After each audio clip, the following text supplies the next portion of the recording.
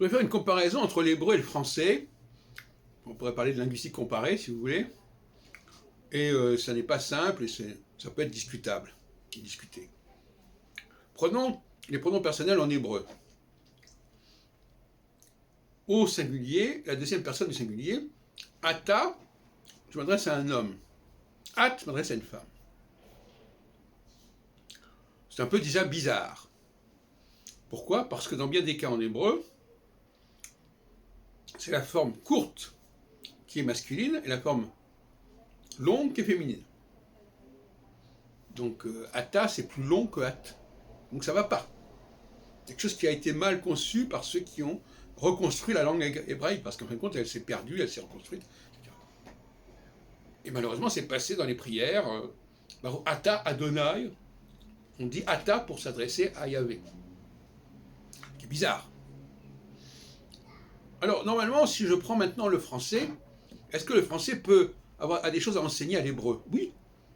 Parce que le français est une langue extraordinaire, qui a maintenu une tradition orale à travers les siècles. Et à mon avis, c'est cette qualité-là qui a fait sa domination. Et pas seulement des questions politiques, de conquête, etc. En français, fort, je suis fort, on n'entend pas la consonne finale. Si je suis femme, je dirais je suis forte.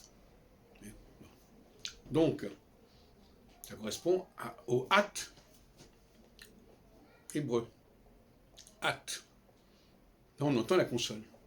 Le problème, c'est le masculin.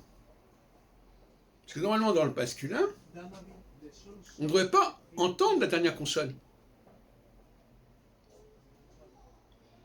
Je suis fort, je n'entends pas le T. Et en hébreu, non seulement on entend la dernière consonne, ata, mais en plus on a une voyelle supplémentaire. En tout cas, dans la formation du pronom personnel. Pas dans le cas des adjectifs, où effectivement, ata gadol, at gedola. Alors, at gedola, c'est encore plus bizarre. Parce que at gedola, tu es grande. Il y a d'un côté le pronom personnel qui est réduit, c'est-à-dire qu'on ne prononce pas.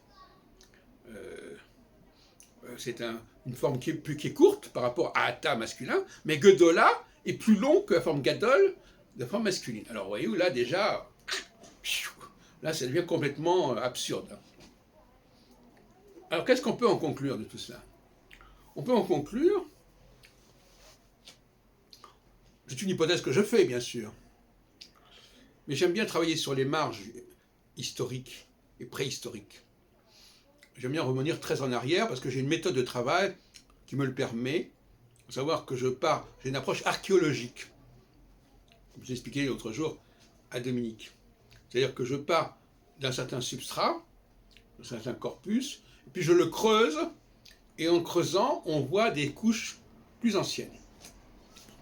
Et comme ça peut remonter, même si on n'a pas d'autres documents, le document dont on dispose, il est suffisamment exploitable pour qu'on remonte très loin dans le temps.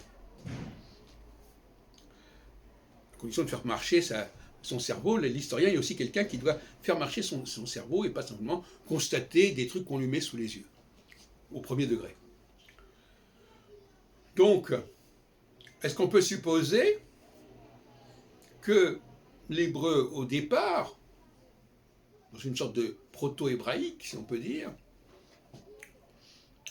était en mesure de ne pas prononcer la consonne finale? Alors, je ne connais pas d'exemple, à vrai dire, de ce type.